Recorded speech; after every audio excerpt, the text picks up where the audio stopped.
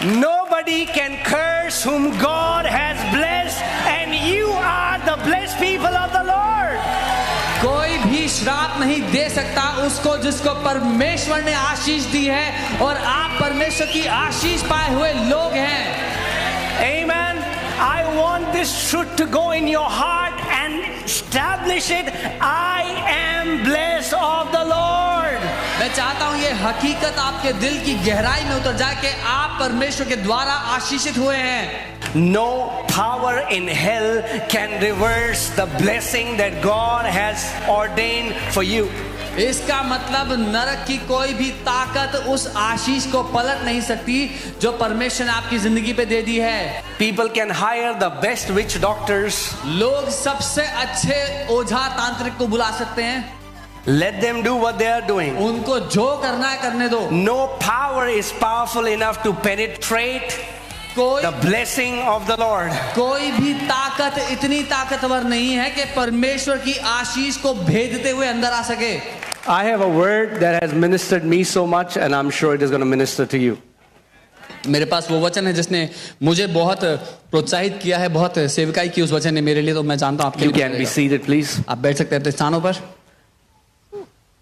Before I go into the word, let me just say this.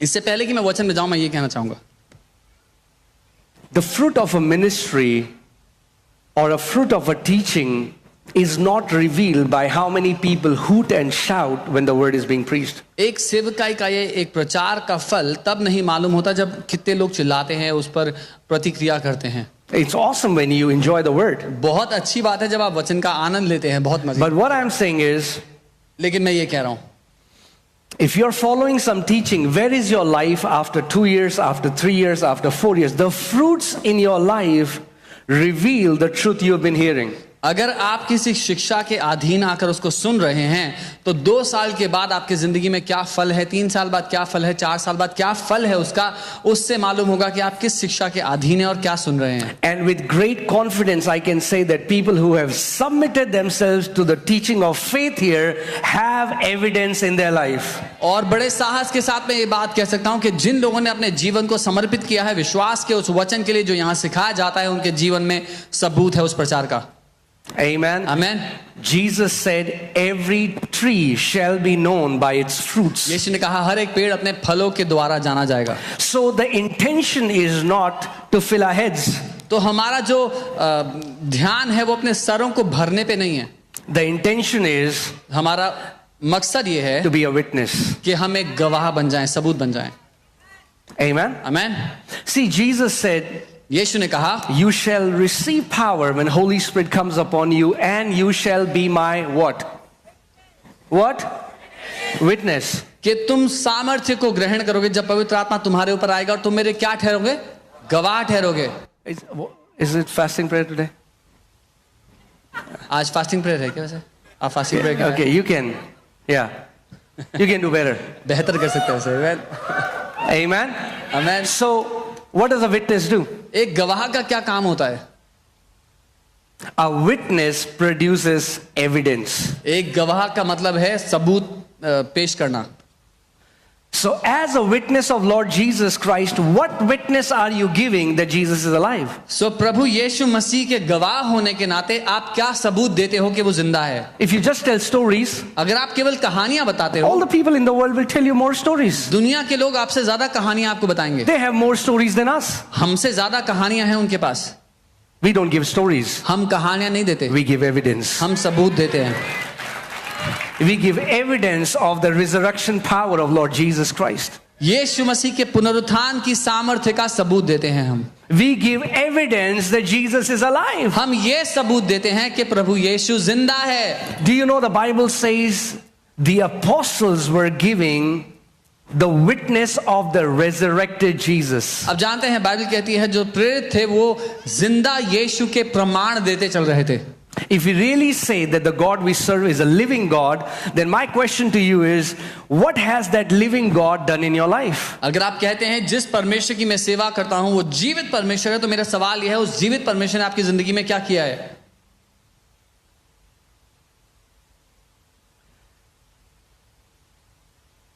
You know, if just just to prove a point, I'm saying this. एक बात साबित करने के लिए मैं कह रहा हूं, If Christians were being arrested अगर मसीहों को बंदी बना कैद में डाला जा रहा होता जेल में for being Christians, मसीह होने के लिए, many Christians won't be able to give enough evidence that they are Christians अधिकतर मसीह लोग तो ये सबूत ही पेश नहीं कर पाएंगे कि वो मसीह हैं apart from their name. अपने नाम के अलावा। No. नहीं, But Jesus said He wants our lives shall be filled with fruits. यीशु ने कहा हमारी जिंदगियां फलों से भरी हों। Amen? Amen. So that's the reason we come to church, to learn the word, because when we come under the truth, this truth sets us free. इसीलिए हम चर्च आते हैं ताकि हम वचन के अधीन आ जाएं।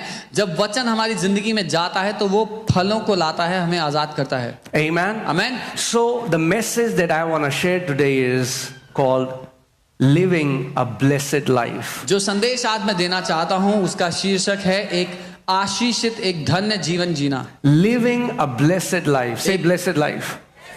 एक आशीषित जीवन जीना। बोले आशीषित जीवन। That's God's desire for you. ये परमेश्वर की चाहत है आपके लिए। God doesn't want you to live from one struggle to another struggle. He wants you to live from one victory to another victory. परमेश्वर नहीं चाहता कि आप एक संघर्ष से निकलकर दूसरे संघर्ष में जाएं, वो चाहता है आप एक जय से निकलकर दूसरी जय में प्रवेश करें। Amen? Amen. So, last Friday, because we were not doing live stream, but people who were here, they know that last Sunday I taught you how developing a blessing mindset. पिछले रविवार मैंने आपको एक Friday. पिछले शुक्रवार मैंने आपको सिखाया था कैसे एक आशीष की मानसिकता, आशीषित मानसिकता बनानी है। Amen? Amen. Because I see so many believers live from miracle to miracle. क्योंकि मैं देखता हूँ बहुत से विश्वासी चमत्कार से चमत्कार का जीवन जी रहे हैं। And miracle is not God's best will for you. और चमत्कार परमेश्वर की सर्वोत्तम इच्छा नहीं है आपके लिए। God will do miracle for us परमेश्वर हमारे लिए चमत्कारों को करता है because we are in a crisis. क्योंकि हम एक परेशानी में पड़े हैं इसलिए। So, are you hearing me? मेरे को सुन रहे हैं? Miracle is the answer for crisis. चमत्कार आपके लिए उत्तर है उस परेशानी से निकलने के लिए। But blessings will prevent crisis. लेकिन आशीषें आपकी जिंदगी में परेशानियों को आने से रोक देंगी। Amen?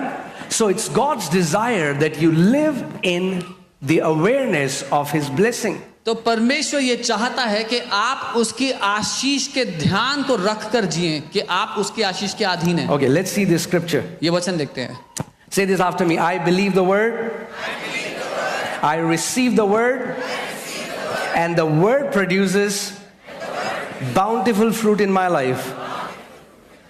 बोले मैं वचन पर भरोसा करता हूं, मैं वचन को ग्रहण करता हूं और वचन बहुतायत से फल लाता है मेरे जीवन में।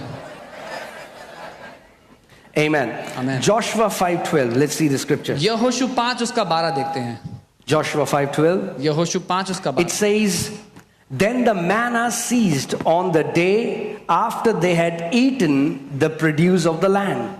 और यहां लिखा है और जिस दिन उस देश की उपज में से खाने लगे वे लोग, उसी दिन मन्ना गिरना बंद हो गया।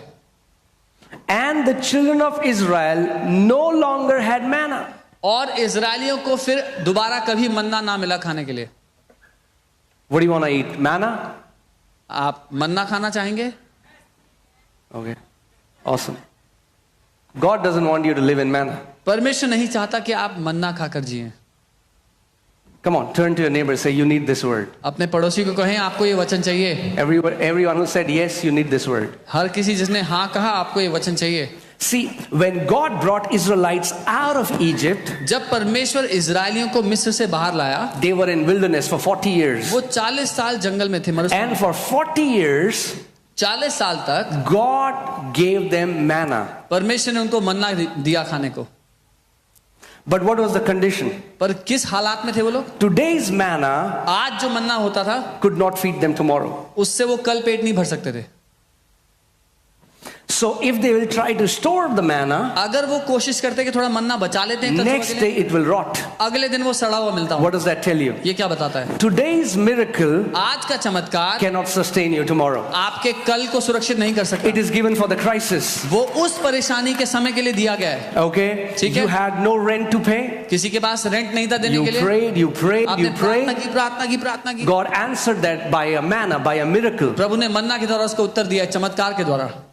Somebody came, कोई आया, gave you an envelope. आपको एक एनवेलप दिया, It has the exact amount of rent that you need. उसमें ठीक रेंट का ही अमाउंट था जो आपको चाहिए था। Praise God for प्रभु की that. स्तुति है उसके It's an लिए। awesome testimony. बहुत अच्छी गवाही है, But that's not God's best will for you. लेकिन ये परमेश्वर का सर्वोत्तम नहीं है आपके लिए। If you understand that you are under a blessing, you will never come under that crisis अगर that you don't have money to pay your rent. अगर आप ये जान गए कि आप आशीष के नीचे आ चुके हैं, तो आप कभी फिर उस परेशानी में पड़ेंगे ही नहीं कि आपके पास पैसा नहीं है किराया भरने के लिए। Also understand this, miracle is only for you. साथ ही ये भी समझें, चमत्कार सिर्फ आपके लिए है।